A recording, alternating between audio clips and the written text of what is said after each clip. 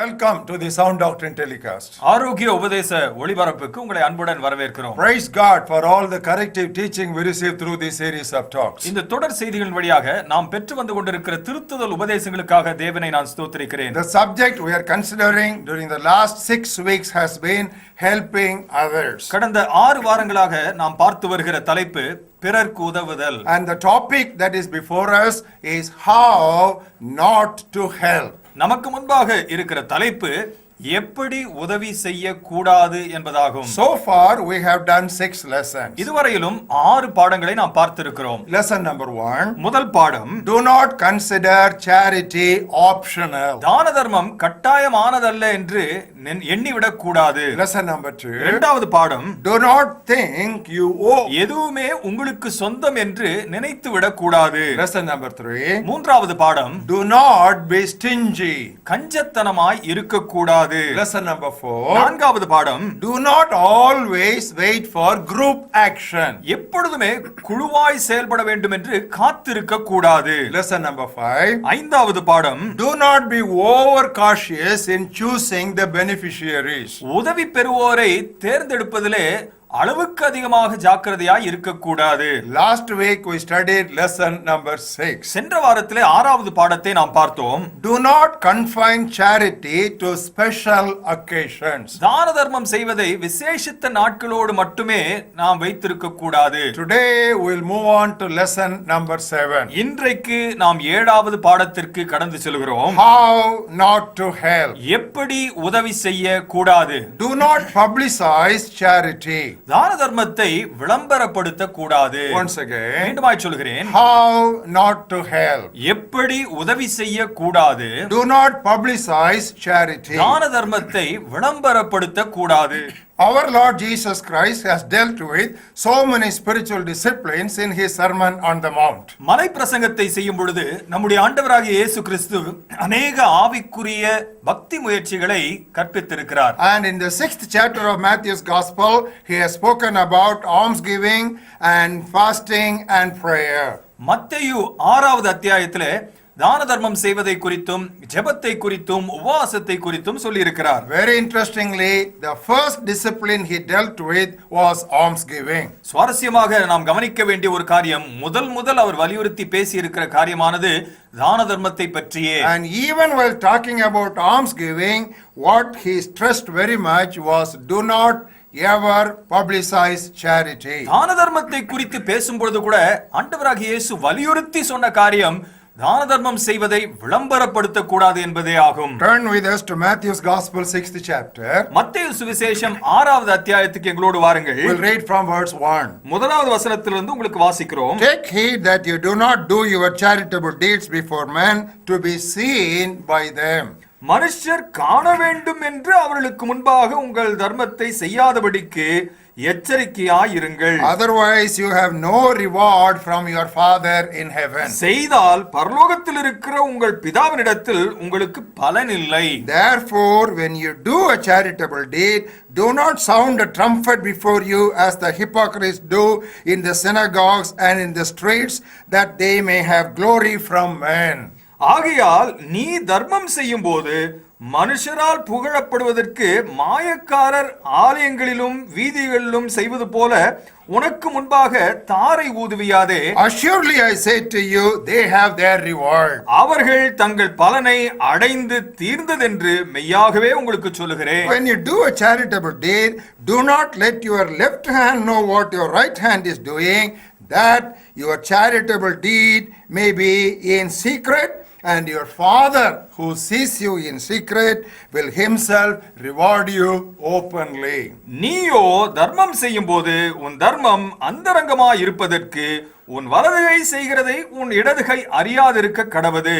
அப்பொழுது அந்தரங்கத்தில் பார்க்கிற உன் பிதா அவர் தாமே உனக்கு வெளியரங்கமாக பலனளிப்பார். We can call this the discipline of secrecy.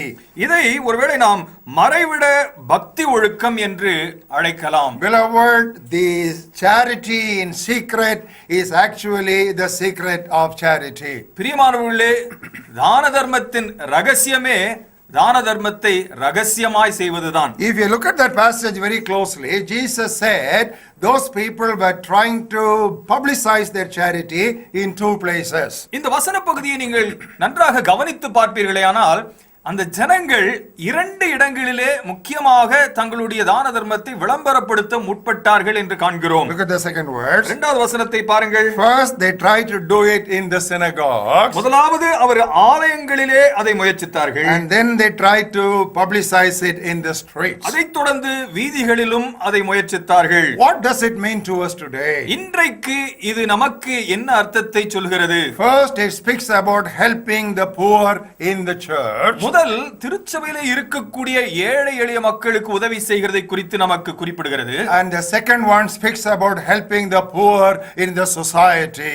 இரண்டாவது காரியமானது சமுதாயத்தில் இருக்கிற ஏழைகளுக்கு உதவுவதை குறிக்கிறது. Then there may come a question. அப்பொழுது ஒரு கேள்வி எழலாம். If you turn with us to Matthew 5 and verse 16. மத்தேயு 5வது அத்தியாயம் 16வது வசனத்துக்கு என்னோடு வருவீர்களேயானால் This is what we read. இப்படியாக வாசிக்கிறோம். Let your light so shine before men that they may see your good works and glorify your Father in heaven. இவ்விதமாய் மனுஷர் உங்கள் நற்கிரியைகளை கண்டு பரலோகத்தில் இருக்கிற உங்கள் பிதாவை மகிமைப்படுத்தும்படி உங்கள் வெளிச்சம் அவர்கள் முன்பாக. இந்த வசனத்தினுடைய அர்த்தம் தான் என்ன? In the 6th chapter Jesus said, let your charity be in secret. 6வது அத்தியாயத்திலே உன்னுடைய தான தர்மமானது ரகசியமாய் இருக்கட்டும் என்று ஆண்டவர் சொல்கிறார். In the 16th verse of the 5th chapter Jesus speaks about men seeing our good works and glorifying the Father in heaven. 5வது அத்தியாயத்தின் 16வது வசனத்திலே மனுஷர் நம்முடைய நற்கிரியைகளை கண்டு பிதாவை மகிமைப்படுத்துகிறதை குறித்து சொல்கிறது. So what Jesus speaks about in the 16th verse of Matthew 5 is referring not primarily to charity but primarily to our lifestyle. இந்த 5வது அத்தியாயத்தின் 16வது வசனத்திலே ஆண்டவராகிய இயேசு குறிப்பிட்டு சொன்ன காரியமானது அது தான தர்மத்தை குறிப்பிட்டு அல்ல, அது நம்முடைய வாழ்க்கை பாணியை குறித்தது. That's why in verse 13 he speaks about you are the salt of the earth. ஆகவேதான் 13வது வசனத்திலே நீங்கள் இந்த பூமிக்கு உப்பாய் இருக்கிறீர்கள் என்று சொல்கிறார். And in the 14th verse he says you are the light of the world. 14வது வசனத்திலே நீங்கள் உலகத்துக்கு வெளிச்சமாய் இருக்கிறீர்கள் என்று சொல்கிறார். In other words, the saltiness and the brightness, they together speak about our lifestyle. இந்த உப்பாய் இருக்கிற தன்மையும் வெளிச்சமாய் இருக்கிறதும் நம்முடைய முன்னுதாரணமான வாழ்க்கை பாணியை குறிக்கிறது. Once again come to the 6th chapter of Matthew. மீண்டுமாக 6வது அத்தியாயத்துக்கு வருவீர்களேயானால் Look at the second verse. 2வது வசனத்தை கவனியுங்கள். Jesus said, do not sound a trumpet as the hypocrites do. மாய்மாலக்காரர்களைப் போல நீங்கள் தாரை ஊதுவிய வேண்டாம் என்று சொல்கிறார். So he refers to hypocrites. இங்கே மாய்மாலக்காரர்களை குறிப்பிடுகிறார். Now what is the meaning of hypocrisy in this passage? இந்த வசன பகுதியிலே மாய்மாலக்காரர்கள் என்றால் என்ன? Hypocrisy here speaks about heartlessness. இந்த இடத்திலே மாய்மாலம் என்று சொல்கிறது இதயமின்மையை குறிக்கிறது. In other words, it speaks about lack of genuineness in the attitude. நோக்கத்திலே உண்மை இல்லாத ஒரு நிலை. Or in this context we can say it refers to heartless charity. அல்லது இந்த வசன பகுதியின் பிரகாரமாக இதயமில்லாமல் இரக்கமில்லாமல் செய்யப்படுகிற தான தர்மம் என்று சொல்லலாம். Beloved, any act of charity must be born out of a heart of love. பிரியமானவர்களே, எந்த ஒரு தான தர்ம செயலும் அன்பினால் பிறக்க வேண்டும். Many times we have referred to the story of Good Samaritan in the series of these talks. இந்த செய்திகளின் தொடர்களிலே அநேக சமயங்களிலே நாங்கள் நல்ல சமாரியனுடைய உதாரணத்தை எடுத்து சொல்லி இருக்கிறோம். He did so many acts of charity. அவன் அநேக தான தர்ம செயல்களை செய்தான். But what was the primary motive behind all his acts of charity? ஆனால் அந்த தர்ம செயலினுடைய அடிப்படை தான் என்ன? What do we read in the 33rd verse of Luke Gospel 10th chapter? லூக்கா சுவிசேஷம் 10வது அத்தியாயத்தினுடைய 33வது வசனத்தில் இவனை குறித்து என்ன வாசிக்கிறோம்? When he saw him, he had compassion on him. அவனை கண்டு மனதுருகினான் என்று பார்க்கிறோம். All other actions followed his attitude of compassion. மற்ற எல்லா செயல்களுமே அவனுடைய மனதுருக்கத்தின் செயலை பின்தொடர்ந்து வந்த செயல்கள்தான். Jesus went about doing good to all the people. ஆண்டவராகிய இயேசு எல்லோருக்கும் நன்மை செய்கிறவராய் சுற்றித் திரிந்தார். But what was his motivation? ஆனால் அவருக்கு உந்துதலாய் காணப்பட்ட உணர்வுதான் என்ன? Whenever he helped people, that was always out of a heart of compassion. எப்பொழுதெல்லாம் ஜனங்களுக்கு உதவி செய்தாரோ அதை அப்பொழுதெல்லாம் அவர் மனதுருக்கத்தினால் செய்தார் என்று பார்க்கிறோம். Let us look at some sample passages. ஒரு சில வசன பகுதிகளை உதாரணமாய் பார்ப்போம். Matthew's Gospel 14th chapter. மத்தேயு சுவிசேஷம் 14வது அத்தியாயம் Look at the 14th verse. 14வது வசனத்தை பாருங்கள். When Jesus went out, he saw a great multitude.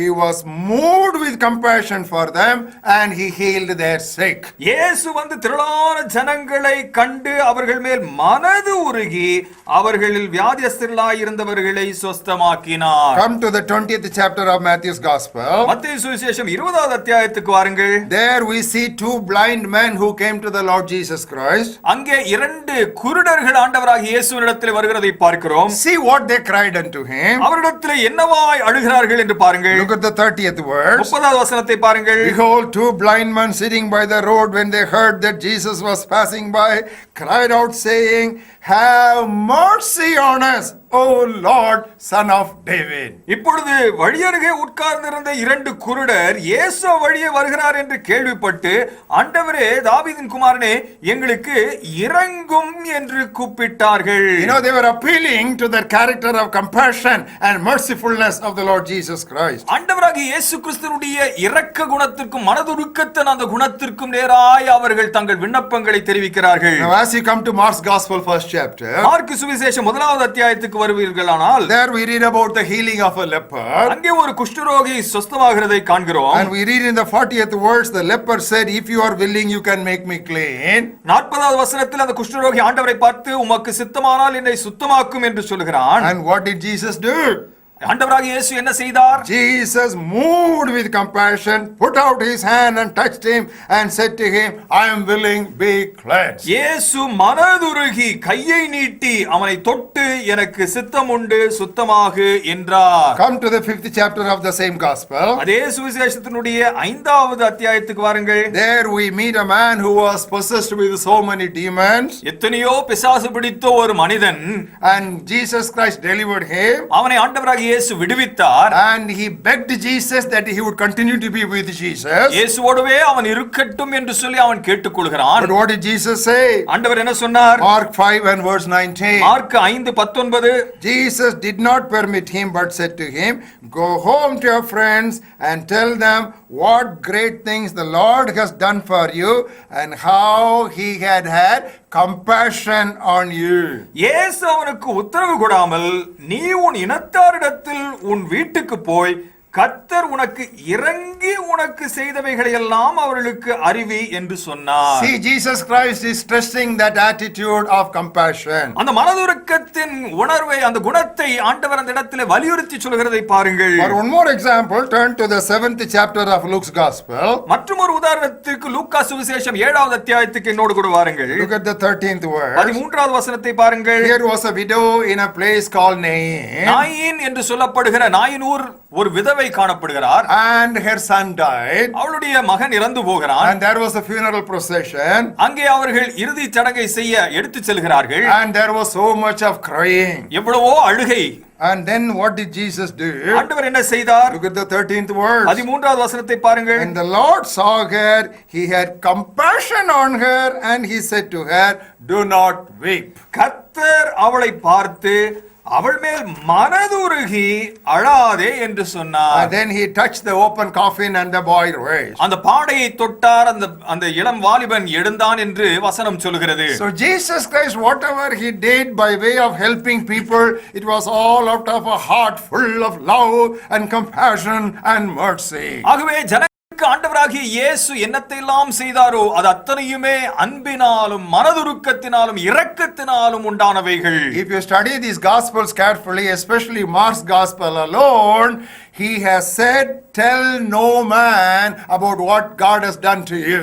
சுவிசேஷங்கள் புஸ்தகங்களை நீங்கள் வாசித்து பார்ப்பீர்களானால் விசேஷமாக மார்க்கு சுவிசேஷத்தில் மட்டுமே 7 முறை யாரிடத்திலும் இவைகளை குறித்து சொல்ல வேண்டாம் என்று ஆண்டவராகிய இயேசு சொல்லுகிறதை நாம் கவனிக்கிறோம். In other words, he was not primarily interested in publicity, he was primarily interested in charity born out of compassion. அடிப்படையாக ஆண்டவராகிய இயேசு விளம்பரத்தில் நோக்கமுள்ளவராக இல்லாமல் மனதுருக்கத்தில் அவர் செயல்பட்டவராய் காணப்படுகிறார். Beloved, heartless giving is useless giving. பிரியமானவர்களே, இதயமில்லாமல் கொடுக்கிற அந்த கொடுத்தலானது பிரயோஜனமற்ற ஒரு கொடுத்தல். That's what Paul clearly brings out in that love chapter of 1 Corinthians 13. அன்பின் அத்தியாயம் என்று அழைக்கப்படுகிற 1 கொரிந்தியர் 13வது அத்தியாயத்திலே பவுல் அதைதான் விளக்கமாய் சொல்கிறார். Look at the third verse. 3வது வசனத்தை பாருங்கள். Though I bestow all my goods to feed the poor, எனக்கு உண்டான யாவற்றையும் நான் அன்னதானம் பண்ணினாலும் have not love, it profits me nothing. எனக்கு அன்பு இராவிட்டால் பிரயோஜனம் என்ற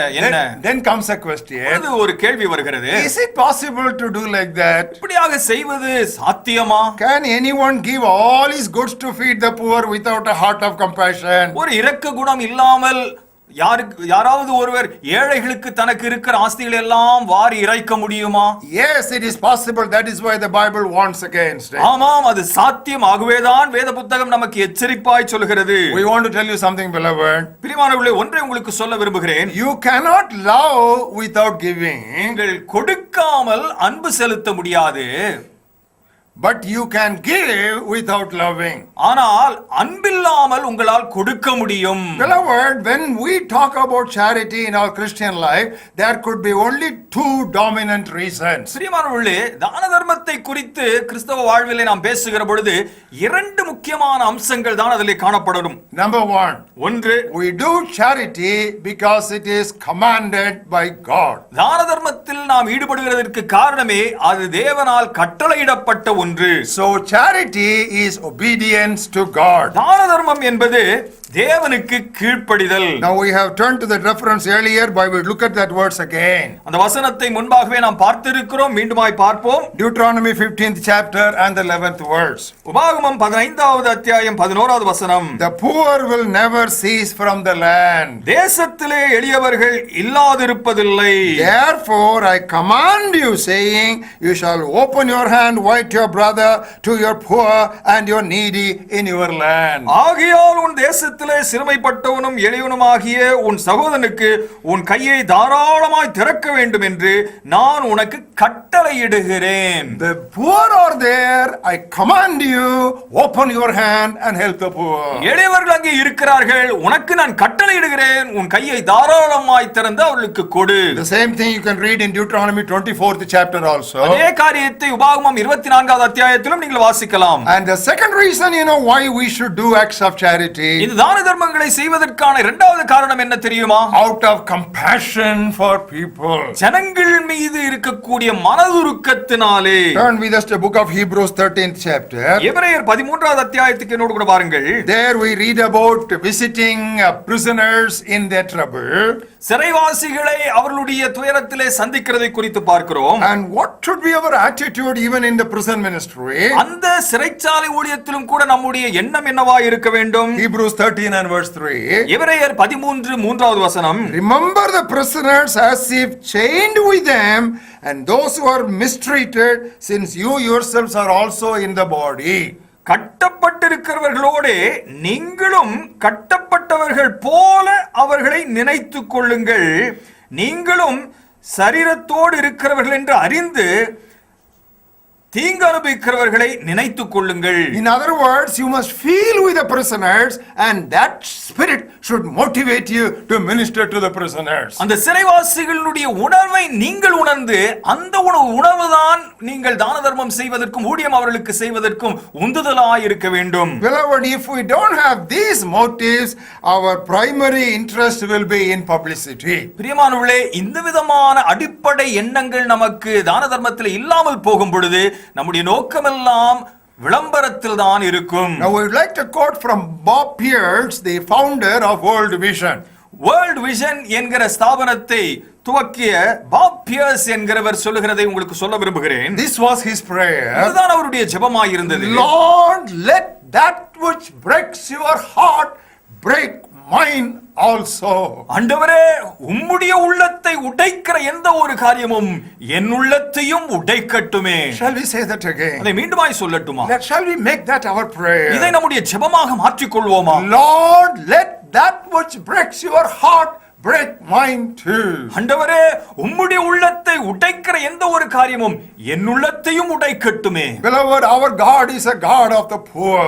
பிரியமானவர்களே, நம்முடைய தேவன் ஏழைகளின் தேவன். And he is the God of the fatherless. Our திக்கற்றவர்களின் தேவனானவர். And he is the God of the widows. Our விதவைகளின் தேவனாயிருக்கிறார். There is a beautiful name that is given to him in 2 Corinthians 1st chapter. 2 கொரிந்தியர் 1வது அத்தியாயத்திலே அவருக்கு ஒரு அழகான பெயர் சூட்டப்பட்டிருக்கிறது. Look at the third verse. 3வது வசனத்தை பாருங்கள். He is called the Father of mercies. இரக்கங்களின் பிதா என்று அவர் அழைக்கப்படுகிறார். What a lovely name, beloved. என்ன அருமையான ஒரு பெயர் அவருக்கு பாருங்கள். This is his very character. இதுதான் அவருடைய சுபாவம். He is a Father of mercies. அவர் இரக்கத்தின் பிதாவாய் இருக்கிறார். Then comes a question. ஒரு கேள்வி எழலாம். Come with us again to Matthew's Gospel 6th chapter where we began. மத்தேயு 6வது அத்தியாயம் நாம் துவங்கின அந்த வசன பகுதிக்கு வாருங்கள். There we read in the third word. 3வது வசனத்திலே நாம் வாசிக்கிறோம்.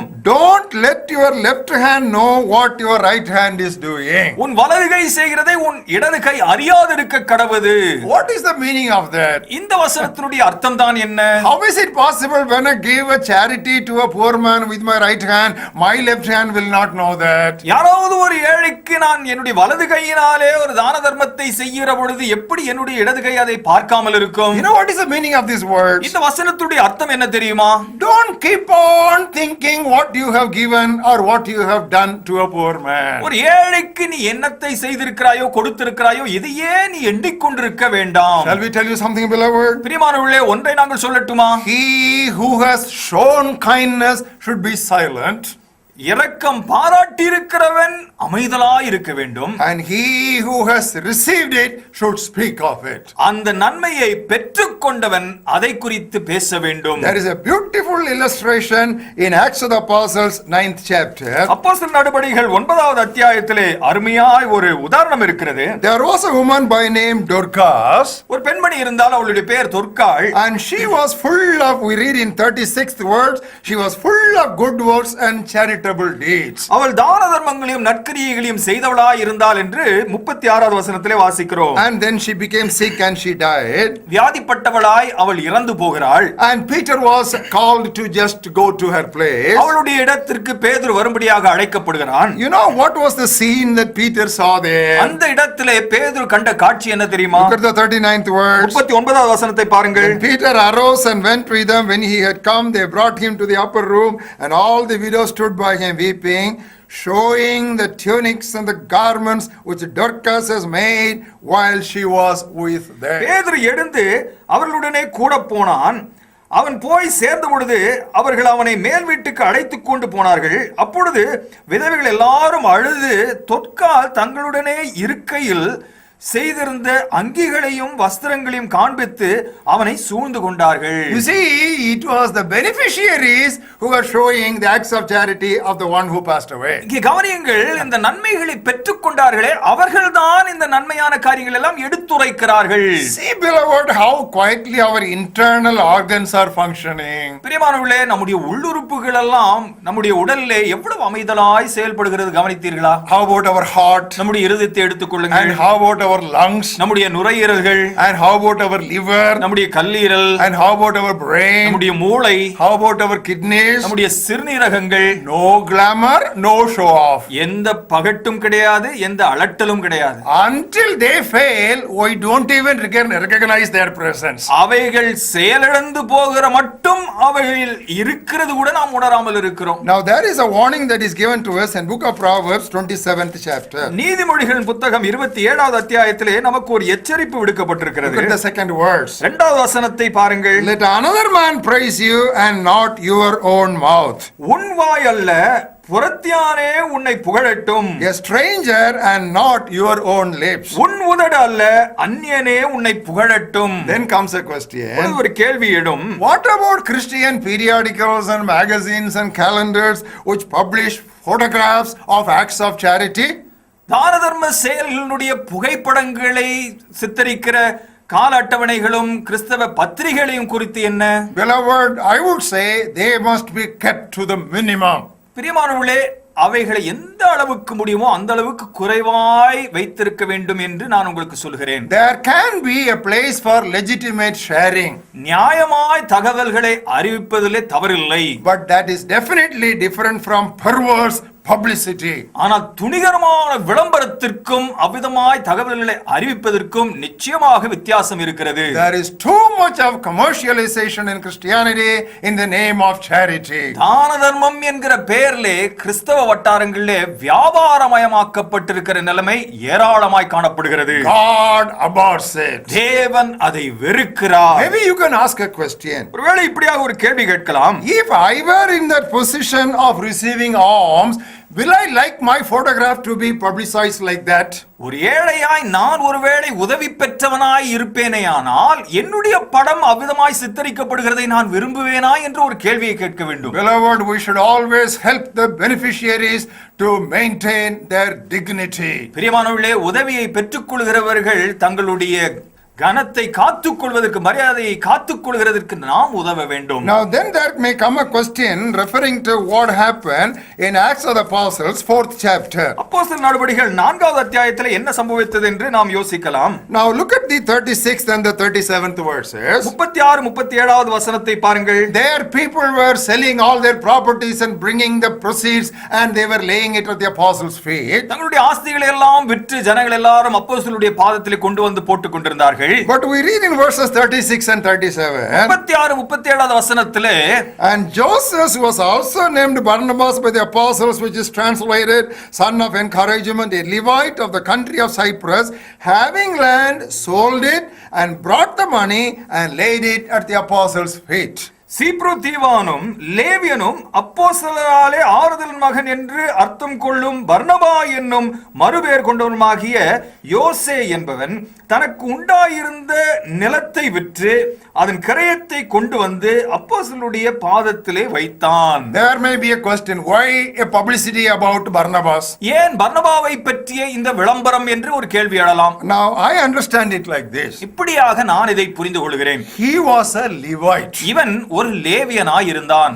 Even though he was a Levite, he sold what he had and brought it at the apostles' feet. இவன் லேவியனாய் இருந்த பொழுதும் தனக்குண்டானதை விற்று அவன் அப்போஸ்தலருடைய பாதத்திலே கொண்டு வந்து வைத்தான். Then you may have a question. உங்களுக்கு ஒரு கேள்வி எழலாம். A Levite will have no land. லேவியனுக்கு தான் ஆஸ்திகளே இருக்க கூடாது. Now he was not in Palestine, he was from Cyprus. இப்பொழுது அவன் பாலஸ்தீனா தேசத்திலே வாழவில்லை, அவன் சீப்ருவிலே வாழ்கிறான். Maybe that rule that Levite should not have a land was not applicable in Cyprus. ஒருவேளை அந்த லேவியனுக்கு எதுவுமே உண்டாயிருக்க கூடாது என்கிற சட்டமானது அவனுக்கு சீப்ருவிலே அது அமுலாகாது. And also it might have been his family property. அது ஒருவேளை அவனுடைய குடும்பத்திலே அவனுடைய வம்சாவழியாய் வந்த ஒரு ஆஸ்தியாக இருக்கலாம். So beloved, the truth is very clear. In general, the biblical teaching is as much as possible avoid publicity. ஆகவே பிரியமானவர்களே, இந்த சத்தியம் மிகவும் தெளிவாக இங்கே சொல்லப்பட்டிருக்கிறது. எந்த அளவுக்கு முடியுமோ விளம்பரத்தை தவிர்க்க வேண்டும். Last week we talked about organ donation. சென்ற வாரத்திலே உடல் உறுப்பு தானத்தை பற்றி உங்களுக்கு நாங்கள் சொன்னோம். Suppose you have registered your name for organ donation. ஒருவேளை உங்களுடைய உடல் உறுப்புகளை நீங்கள் தானத்திற்கென்று பதிவு செய்து வைத்திருப்பீர்களே, ஆனால் quietly tell your family members about it as to what they should do in the event of your death. ஒருவேளை நீங்கள் மரணம் அடைந்தால் உங்கள் உடல் உறுப்புகளை குறித்து என்ன செய்ய வேண்டும் என்று அமைதலாய் உங்களுடைய குடும்ப அங்கத்தினர்களுக்கு மட்டும் சொல்லுங்கள். Don't publicize it. அதை விளம்பரப்படுத்த வேண்டாம். Beloved, we should be very careful in all these areas if we have to maintain the Christian spirit. பிரியமானவர்களே, இந்த கிறிஸ்தவ மனப்பான்மையை நாம் காத்துக்கொள்ள வேண்டும் என்று சொன்னால் இந்த பகுதிகளெல்லாம் நாம் மிகவும் ஜாக்கிரதையாய் இருக்க வேண்டும்.